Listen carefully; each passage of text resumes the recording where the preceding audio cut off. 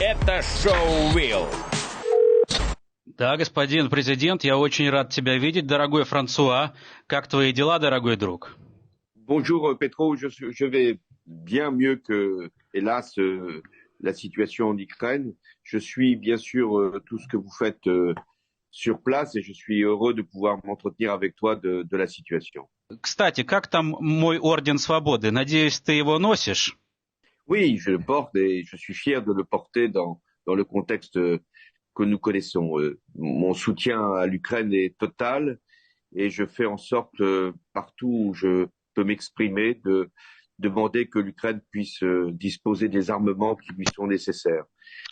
Ты встречался с Эммануэлем на днях, насколько я знаю. Что он говорит по поводу Украины? Как его настрой? Emmanuel Macron a été longtemps dans l'idée qu'il pouvait jouer un rôle pour une négociation entre l'Ukraine et la Russie. Je pense qu'aujourd'hui, il a pris conscience que cette position-là était intenable. Deuxièmement, il a dit qu'il était prêt à fournir des armements, que l'Ukraine en consommait beaucoup, mais qu'il était important de lui en fournir et que nous sommes sans doute dans une guerre longue. Il a aussi convenu que Poutine en ce moment ne pouvait pas être un interlocuteur.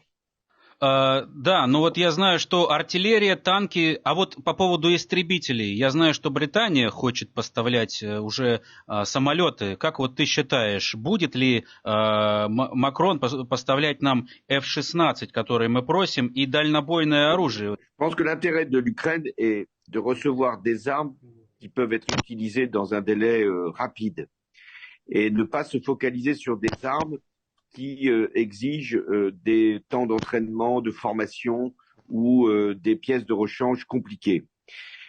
Donc tout ce qui peut être un matériel immédiatement disponible pour résister à l'offensive russe, c'est ça qu'il faut demander aussi bien au Premier ministre britannique qu'aux pays européens. Et de les livrer massivement et pas simplement au compte-gouttes. Et plus la demande est sur des chars lourds ou des avions extrêmement sophistiqués comme les Rafales, plus la livraison risque d'être limitée en nombre. Но я думаю, ты согласен, что сейчас идет война не Украины и России, а война западного мира и русского. Как ты считаешь? Oui, je pense que de l'issue de la guerre en Ukraine va dépendre un nouvel équilibre du monde. Si l'Ukraine gagne, ce que je souhaite de tout mon cœur, il y aura nécessairement pour les régimes autoritaires un coup d'arrêt, aussi bien pour la Chine vis-à-vis de Taïwan que pour d'autres pays qui sont tentés, comme l'Iran, d'aller plus loin, ou même la Turquie, même si la Turquie aujourd'hui est dans une autre situation. Donc, il est très important que la victoire revienne à l'Ukraine, non pas simplement parce que ce seraient des territoires que l'Ukraine reprendrait, qui lui appartiennent. C'est pour ça que la demande des Ukrainiens sur le plan militaire ne peut pas être simplement pour gagner quelques kilomètres carrés. Il faut vraiment que ce soit une offensive qui permette d'infliger à Poutine une vraie défaite. Ну, то есть ты согласен, что сейчас и Франция, и Европейский Союз, они тоже такие же участники войны, пусть на своем уровне? Oui, ils ne veulent pas être belligérants au sens où la Russie pourrait prendre prétexte de leur soutien pour agir sur un pays européen voisin et entraîner le monde dans une guerre qui irait au-delà de l'Ukraine. Mais sans être belligérants, ils sont, comme tu l'as dit, participants. Но мы, как ты понимаешь, сейчас Украина воюет за весь Европейский Союз. Oui, je partage ce point de vue. C'est pour ça que les demandes ukrainiennes à l'Union européenne doivent être fortes, sérieuses et suffisamment ciblées pour aider au maximum l'Ukraine. Il y a l'aspect politique, c'était un point important. Donc, ce dont vous avez besoin, ce sont les avions F-16, ce sont des avions américains. et la formation des pilotes peut être assurée par d'autres que les Américains, puisqu'il y a des pays qui utilisent des F-16. И еще один вопрос, который меня тоже беспокоит. Выстоит ли Европа? Насколько ее хватит? По Европе очень сильно ударили, в том числе антироссийские санкции. Тарифы в Европе, как мне говорят многие друзья, повысились. Инфляция тоже выросла сейчас. И сможет ли Европа экономически воевать с Россией? Насколько ее хватит? Oui, cette question, je me la suis posée au début du conflit quand les prix du gaz et de l'énergie ont flambé en Europe. Ça, c'est vrai. Et peut-être que ce n'est pas utile de faire une réforme des retraites en ce moment quand il y a une guerre aux portes de l'Europe qui devrait nous mobiliser. Mais comme tu l'as dit, je ne suis plus au pouvoir et donc s'il n'avait tenu qu'à moi, il n'y aurait que le sujet de notre propre sécurité, de celle de l'Ukraine et de la lutte contre l'inflation qui aurait été posée. Mais les médias font leur travail en France et il y a encore beaucoup de sujets d'actualité qui portent sur l'Ukraine dans les journaux télévisés. Ну, тогда у меня есть еще один вопрос, наверное, главный. Сейчас идут разговоры о мирном урегулировании. Господин Макрон говорит, что нужно садиться за стол переговоров.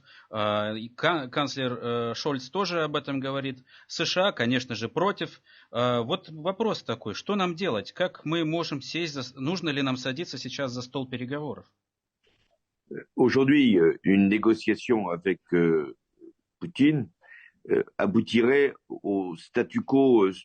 Donc, tant que l'Ukraine veut poursuivre le combat, tant que l'Ukraine se met en situation de faire reculer les Russes, il ne peut pas y avoir de négociation.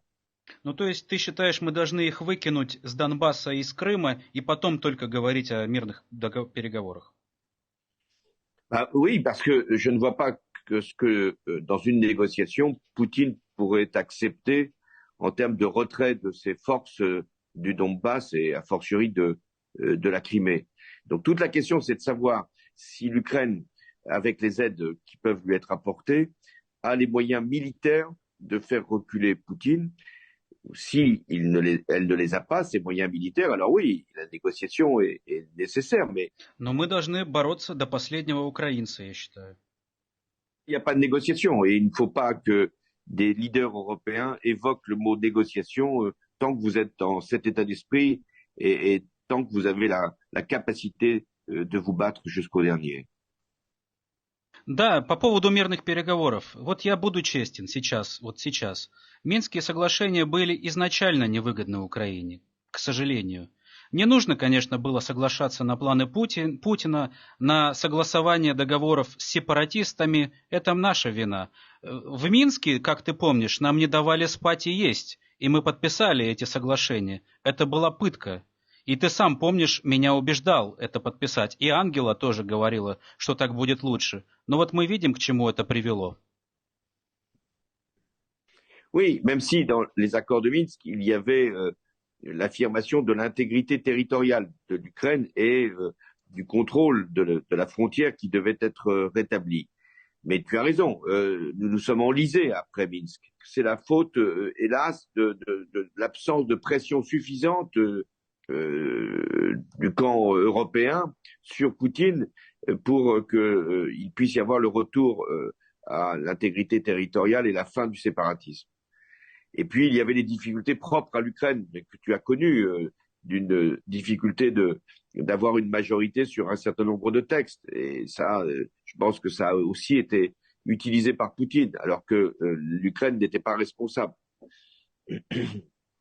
Ну да, но ты как помнишь, сначала нужно было поговорить с сепаратистами, договориться о выборах, потом выборы провести и потом забрать уже границу. Нам надо было настоять на том, что мы сначала забираем границу, а потом уже проводим выборы. Вот мы, к сожалению, тут были неправы, и Путин этим воспользовался. Bon,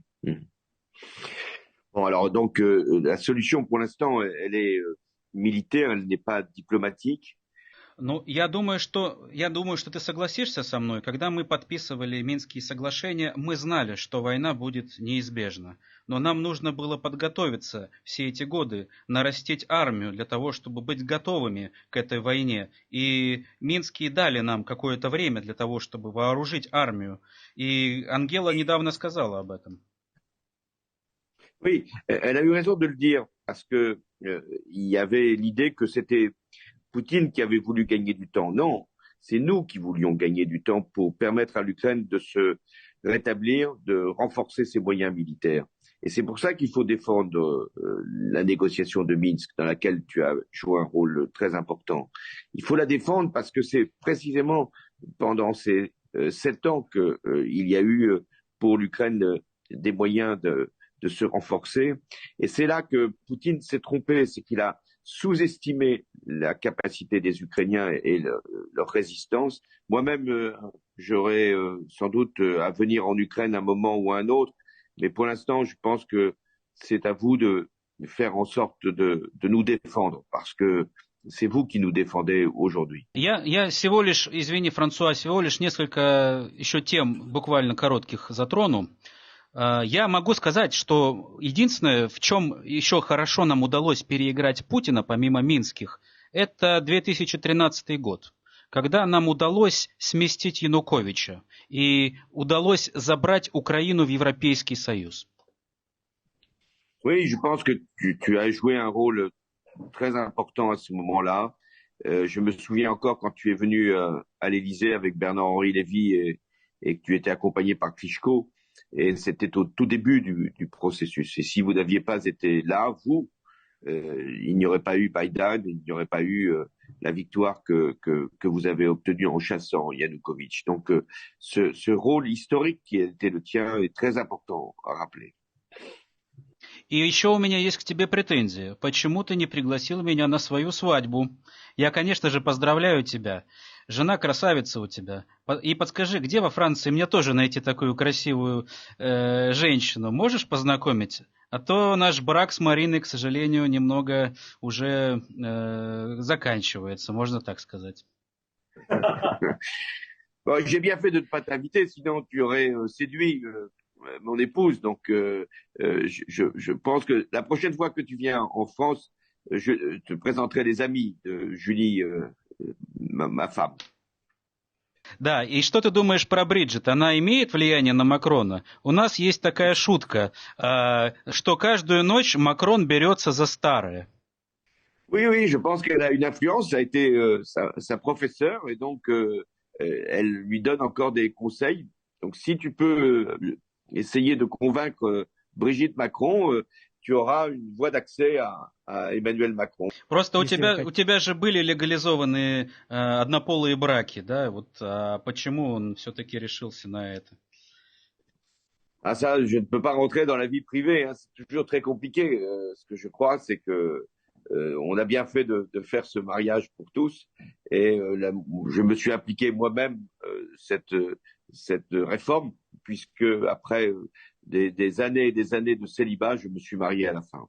Отлично. Я тоже у себя легализую. И последнее дело. Я читал вот недавно, что у тебя небольшая пенсия. А у меня есть к тебе предложение. Приходи ко мне в наблюдательный совет компании «Рошен». Должность, конечно, номинальная, но хорошо оплачиваемая. Ты ведь знаешь, Путин устроил к себе бывшего канцлера Шрёдера. Это будет такой ответ. Кстати, с Ангелой я говорил недавно. Она, в принципе, не против.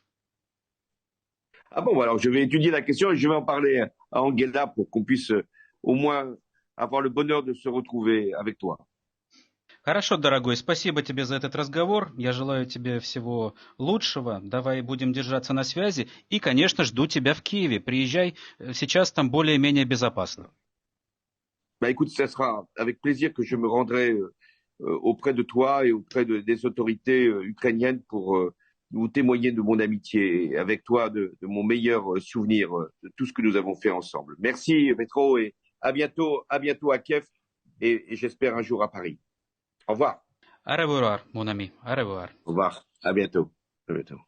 Это шоу Real.